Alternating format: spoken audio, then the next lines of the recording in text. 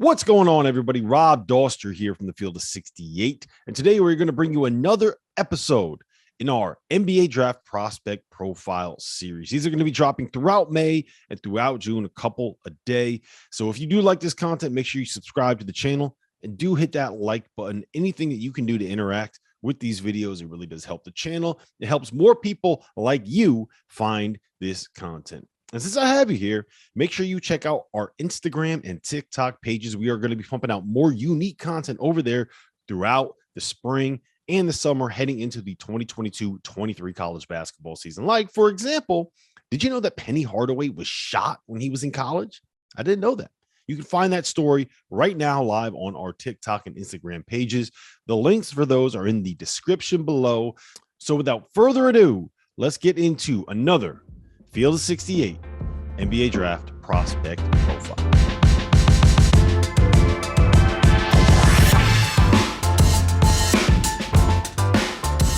Welcome back to another episode of the Field of 68's 2022 NBA Draft Prospect Profiles. My name is Rob Doster. I have Terrence Oglesby here with me today. And in this episode, we're going to be breaking down the game of Baylor forward Kendall Brown. Kendall was a guy that came in as a freshman and immediately shot up to the top 10 of all of the mock drafts. And as the season kind of went on, he kind of slid. He's now projected somewhere in that 20 to 30 range. Coming off a season where he averaged 9.7 points, just under 5 boards, 1.0 steals per game, a couple of assists, and shot 34% from three. T.O., talk to me about the guy with the best hair in college basketball. First of all, phenomenal head of hair. Let's just get that out of the way before we get going. But this is a guy that defensively, I think, checks a lot of boxes. He's got excellent quickness. He's got this herky-jerk. He's super strong build. He's going to be able to guard multiple positions. I feel like we're going to say that.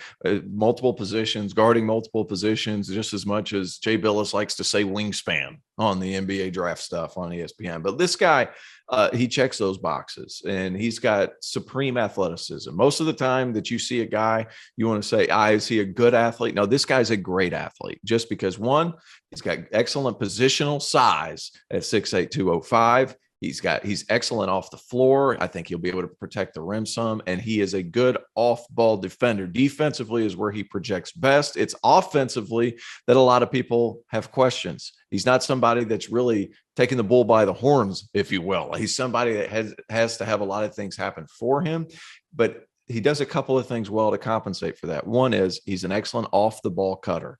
He attacks every time he cuts off the basketball. He does it at 100% speed. He's one of these awkward guys with the basketball, kind of a herky-jerk situation, if you will. Offensively, this guy needs work, but if he's able to be a fourth or fifth option and be a lob threat or be somebody that can develop a jump shot with time, he could be somebody that, like I said, with time develops into a very good player. He reminds me a lot of what Andre Iguodala came out of college looking like, somebody who couldn't shoot at all. Now, keep in mind, Andre Iguodala is really old. Okay. We're looking at Arizona, Andre Iguodala, back when he was drafted in what year? 2000, I want to say 2006, 2005, something like that. It's been around forever. This is a guy that couldn't shoot coming out of college. This is a guy that relied on his defense and his length. He was a guy that relied on off-ball cutting. So whenever he got drafted by the Sixers, he fit in pretty well. One, because he could guard. Two, because he could play alongside somebody that was ball dominant. I think Kendall Brown needs to find that team that has somebody that's ball dominant and let him play off the basketball. The thing that concerns me the most, that jump shot, he shot decent percentages, 34%. I'm not sure that's going to sustain. One, because that jump shot looked like it was a struggle to get to there from the college three. You move back to the NBA three, his percentages are going to take a dip. He really needs to improve that. He's got some form issues with that jump shot. It's going to take a while to fix. I'm saying 2 years minimum before he's in the mid-30s from NBA range. I think I don't even know if he can get there. I think all you need to know about what Kendall Brown is as a shooter is you go back and you watch the tape of the game when Baylor was down by 25 to North Carolina in the second round of the NCAA tournament. He played for most of the first half and the start of the second half, and North Carolina did not guard him. Yep. They just let him stand out at three-point lines. Hey, you want to shoot it? Go ahead. He was 0 for 4 from 3 in that game. He was a liability on the offensive end, I think, to say the least. Mm-hmm. Look, and then when North Carolina when Baylor made their comeback, it was with Kendall Brown was on the bench. when they made that run down the stretch of the second half of that second round game. And that's my biggest issue. Look, he's a smart player. He makes, I think he needs to develop his passing ability. He makes good reads, right? Like you mentioned, he is a terrific athlete, one of the best athletes in this draft. The vertical spacing, the ability to run a transition, the ability to create an outlet, the ability to do different things defensively and allow you to be positionless, however you want to phrase it, he could do all of those things. Mm-hmm. None of it's going to matter if he is not an impact player offensively. There are plenty of guys that can do the job that he wants to be able to do on the wing, right? All of them can also shoot.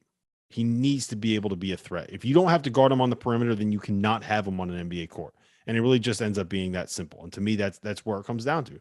If he's not going to make shots, he's not going to have a chance to play in the league. Yep, that's right. And my comparison with Iguodala, I think, is a good comparison whenever he was getting drafted. But keep in mind, guys, like the 15, 17 years ago, whenever he was getting drafted, how old is Andre Iguodala? Do you have that information in front of you? I feel like I need to say that because I keep calling the man geriatric, and we need to figure that out. But it's like he's 37 right now. He's 37. So if you look back, I think he came out after his sophomore year, 17 years, what have you. So like the comparison's right. The game has changed. And would Andre Iguodala have stuck so long if the game was reliant, as they are, on three-point shooting? Now, I'm not sure he necessarily would have been. He's somebody that developed into that role who could shoot better percentages as he got older. Now, Kendall Brown needs to expedite that process, but it's going to need some serious adjustments in his form in order to be able to shoot that three ball consistently. That's going to be an issue. Yeah, as a freshman at Arizona, Iguodala averaged 6.4 points, 5 boards, 2 assists, and shot a whopping 20.5% from beyond the arc. So here's my comparison for Kendall Brown. Gerald Green. I think that's the guy. If that's the role that you're envisioning him playing, right? I think that's probably going to have to be what the best case scenario is for him. Gerald ended up he went from being someone that was looked at nothing as more than just a dunker, as nothing more than an athlete, and ended up carving himself out like a nice long NBA career, being a guy that was a good enough 3-point shooter that you had to go out and guard him. I think he so I'm looking at it right now. He shot 36% from three, more than 4 attempts per game, right? That's what he has to be if you're going to end up being Kendall Brown. Because he's probably a little bit of a better passer than Gerald Green. I don't think that he is a good enough passer that he can be more than like a 3-and-D guy that can attack, close out, maybe create something off the bounce. To me, that's kind of what his best case scenario can end up being for him. Do you like that? Yeah, it's never good when you're comparing guys that were drafted back in 2006 and 2007 because, like we said, the game's changed so much. I think that's the big thing looking at him. If this were 2005, he'd be up there towards the top again. We're talking, mid to late lottery for this guy. But as the game has changed and it's so much more reliant on the space that is needed in today's game, I think it's going to be a struggle for him. He's going to have to find ways to shoot the basketball at a much higher clip if he's going to be taken seriously as an NBA player moving forward more than 2-3 years and a cup of coffee in the NBA. I think he's not an immediate impact guy. He's not. Even though his defense is ready, even though athletically he's ready, there's a lot of things. You have to be able to shoot the basketball on a winning team in order to guarantee yourself minutes. Yeah, and look, the upside is there too. I mentioned Gerald Green, but I do think that he can play. Kendall can play off the bounce a little bit. He can pass it a little bit. Like there is a lot of skill there, and there's a lot of potential that is left to be untapped. So he's a high ceiling guy. And my theory, and tell me if you think this is crazy. One of my theories on the NBA draft is that you want to bet on guys with a higher ceiling, especially if you're kind of drafting in a range where you don't. If you're in no man's land. Yeah, no man's land. Yeah. Yeah. Like you can always go out and find someone that can do a job and be your third guy off the bench and be someone that can play a rotation for you. So sometimes I think it's more worth it to, instead of drafting someone that can plug and play and you think will make you better as a 22-year-old coming out of college, it's worth it to take a chance on a guy that could end up being a Kawhi Leonard, that could end up being a superstar. And I do think that there is if you're stuck in NBA purgatory, Yeah, Where I think it's the like you're perfect not a example of champion and you're not losing all the time, to where you could get like these high value guys, like take a high upside, high risk, high reward guy. I feel like this guy could be that. Giannis is the perfect example of this kind of theory where Right. you're picking 15th. If you get it wrong, no one's going to remember.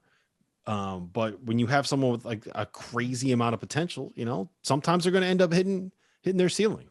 And when they do, then you have a franchise changing, league changing kind of a talent. Now, I'm not saying that Kendall Brown has that level of a ceiling, right? But what I am saying is that there is a world where he can end up being an all-star caliber piece if the jump shot gets figured out. And if you can find a way to tap into that potential, then you're looking at a potential all-star caliber player in the 20s, which is not the worst thing in the world. So he's going to be a first round pick in my mind. I would take him in the first round. But it all kind of depends on if you believe in your player development program. But I think it's going to be hard. I think it's going to be hard. I just, his hands are so hard. I always look at hands I think the way he catches the ball, it's fine. He has some skill, but nothing really flows smoothly with him. And everything looks so like forced. Like if he were putting quarters in the vending machine, he would just throw them in there as hard as he could. Like, I just don't know that he has the touch in his hands to be a high level 3-point shooter. Yep, I agree. Listen, that's been the breakdown of Kendall Brown, the Baylor freshman forward. For more content like this and for more of these breakdowns, make sure that you go to the Field of 68 channel and you hit subscribe there. Make sure you like this video. We have plenty of those coming up throughout the month of May and the month of March. We're going to be putting out more than 45 of these videos. So go watch them, subscribe, consume all of that content. It really does help the channel. So hit that like button and we will see you guys later on this week with more NBA draft prospect.